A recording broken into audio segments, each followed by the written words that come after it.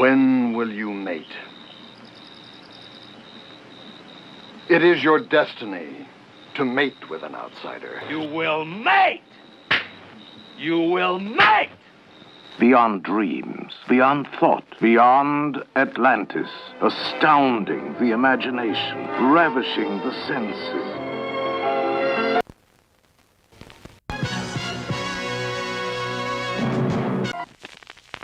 Shh, it's about to start.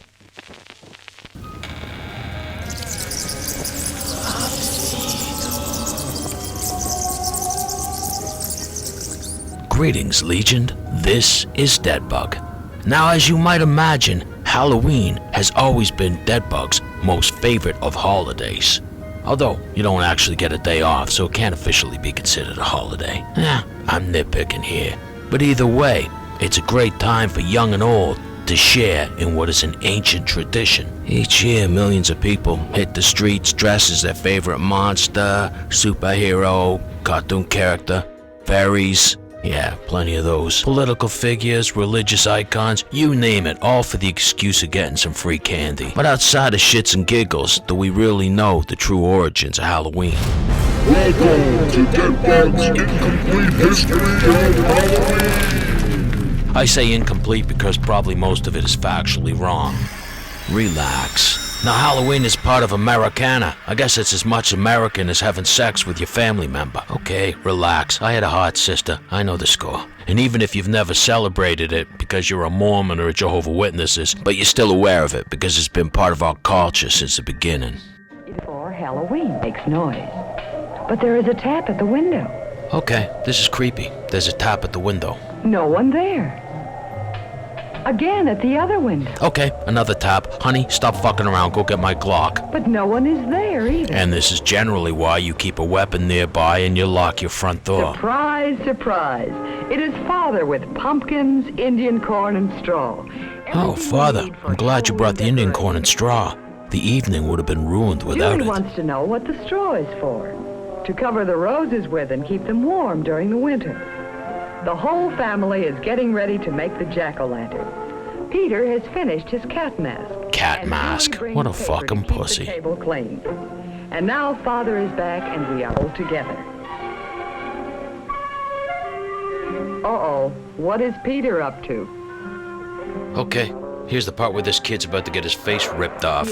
He clearly doesn't know what the SS did to the Jews with the German Shepherds. And Shep doesn't like to be teased. Especially by a kid who looks like an extra from Planet of the Apes.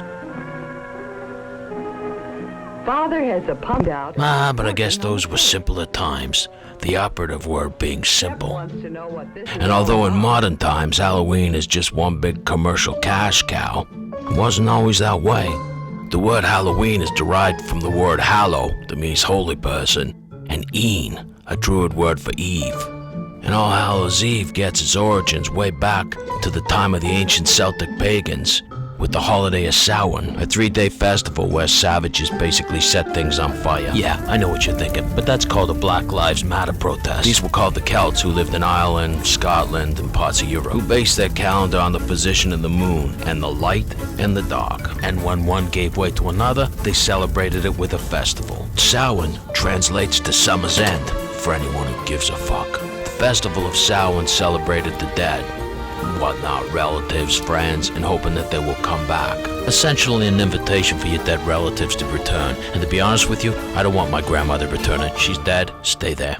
And although most of these traditions and rituals have been lost in modern times, we actually haven't moved too far from dressing up in animal costumes and hollowing out faces on gourds. It's easy to see how it evolved into modern Halloween. It was during this time that the savages would often make sacrifices to their gods. Food, animals, ugly menopausal women, and it was also during this oh-so-ancient time that pranks and tricks were played on people, but blamed on the spirits. But when the Romans invaded, they fucked that up and put an end to any pranks. Christianity and Catholicism now being the law of the land, it meant that these traditions had to adapt or be lost in history. So a lot of people's ideals had to be altered to fit into a Christian, Catholic narrative. Boy, those were the days, eh? It was around this time that Samhain turned into All Saints' Day, or All Hallows' Day. which in turn became the day that they celebrated the martyrs and Christian saints, meaning they no longer celebrated the mischievous pagan spirits, which is probably a good thing. And the sacrifices were replaced by food offerings. Nice. That's fucking nice. I'd eat that. And then Halloween evolved into a more secular version of All Hallows Eve, and the tricks and the mischievousness continued, but now they blamed it on the saints. While Halloween has its origins in the British Isles, it certainly seems to be the most popular in the former colonies. But that wasn't always the case. Problem is that the settlers who came to colonize America were Protestants and not Catholics, and they believe that sort of shit'll book you a one-way ticket to hell. That's why in the early days of the settlers, it was forbidden to celebrate Hallows Eve, as it was considered a pagan holiday, although there were still elements that influenced the Christian ideology. But it was in the mid-19th century when there was a large influx of immigrants, most notably the potato-eating and thieving Irish, seen here in this cleverly constructed visual representation. And they brought in even more of the old world Halloween customs, and whether the distractors liked it or not, it would become a mainstream.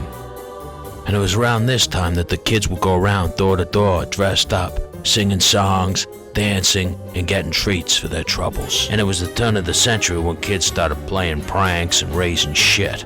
And with adults trying to steer them away from the shit disturbing and troublemaking, it moved us closer to what we now know as Halloween. And it was in the late 20s and 30s that consumerism came into it, and they started pre-making costumes and selling them in shops. And it was after World War II, when America entered its financial boom years, and candy companies jumped on the bandwagon, that Halloween truly became a mainstream event. Candies, never a chocolate mess, because the candy shell on the outside seals the delicious chocolate inside.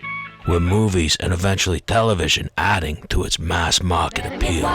Cause if he tries, he will soon have you beating his rhythm when you meet the boogie woogie boogie man. Don't be sure. Now the purveyors of paganism were saying that there was a profit to be made. It was in the 50s that movie theaters started playing Halloween-themed events. In the 60s, TV introduced Halloween specials. And in popularity, the holiday was growing, up there next to Easter and Christmas. But it wasn't just in ancient times that Halloween got a bum rap. Although Halloween comes part of a Christian tradition, many Christian groups are against it because of its pagan elements, believing that it glorifies the elves above. That's Satan to you and I. Are you ready for the return of the Lord Jesus Christ? The greatest prophecy in the Bible is not far from fulfillment. For the Lord himself shall... Although it doesn't take much to see modern Halloween's link to its ancient pagan roots, the Bible thumpers have other concerns about the so-called holiday, or ritual as they put it. The fact that kids going from door to door asking strangers for candy, they feel is putting the kids at risks. And they may have a point, although documented cases of kids being molested on Halloween are almost non-existent. But Christians will find something wrong with anything that's fun. Here, this comes from Seth. He wants to know, can Star Wars figures be demonic? Can Star Wars figures be demonic? Yes, they can. And the Smurfs can be demonic. Oh, yes. If you look at the face of Papa Smurf, you'll see Stalin. And if you look at the face of the Smurf that's his right-hand man, you'll see the face of Stalin's right-hand man.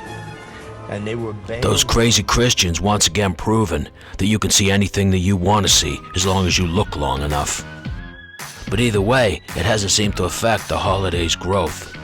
In 2018, the American National Retail Association estimated that by 2020, Halloween retail spending could reach up to $9 billion. So whatever the meaning of Halloween, it's moved beyond setting people on fire and giving stinky, filthy Irish kids an apple. Because for 1 month out of every year, supermarkets, retail stores dedicate whole aisles just to Halloween. And scary movies and Halloween-related content fills out entire TV schedules. So whether you like it or not, and you want to dress up like the $6 Million Man or an ugly lesbian, or ignore the holiday altogether, it's hard not to question Halloween's staying power. And I guess you can say it's here to stay. Now, as every Halloween, I like to share my favorite special Halloween moment, as I hope you will share yours with me. But later, not now, because this is my moment to shine, okay? Raw audio visual. When I were growing up, Halloween were a special time in the DEADBUG household. Good memories, good people. One memory that I often lament on. Well, the last time I went out for Halloween trick-or-treating, I guess you could say it were a clash of childhood meeting adulthood, and adulthood were always destined to win. Star Wars were the craze that year, and I dressed as my favorite character, Luke Skywalker. I had the lightsaber and everything. My mother lovingly helped me prepare my costume, so it would be authentic as possible. Well, within the remit of wearing a plastic mask, carrying a flashlight with a tube attached to it. Darkness were a call to arms for all who were involved in the art of collecting candy, and I were no different. That's not me. Going from house to house, my secret weapon were carrying a pillowcase so I could get much more candy than the others. I'd already emptied out that pillowcase twice by the time we'd arrived at the Harrison's house on Ellengale Drive. I let the younger kids get their candy first before I stepped forward to get mine. Confidently taking that step up, I yelled, "Trick or treat." And Mrs. Harrison looked at me and shook her head and laughed and said, "You're too old to trick or treat." Then I looked at Mr. Harrison, hoping his wisdom would correct his wife's folly. But he were laughing and shaking his head too. Then I turned, tears welting in my eyes, and I ran into the night. Then I turned in their direction and stuck up my middle finger and said, "Fuck you." Then I climbed into my car and started doing donuts on their front lawn and ran into their mailbox, knocking it over, and sped away into the night as their laughter echoed behind me. You know, I'm not ashamed to say that Halloween memory always tears me up and I end up squeezing out a few. But why don't you share your special Halloween memory with me down in the comments below? And until next year's Halloween, this is DEADBUG saying adios and happy Halloween. You see, I'm somewhat psychotic, sadistic, and neurotic. Take a pair of scissors and I'll stab you in your eye socket.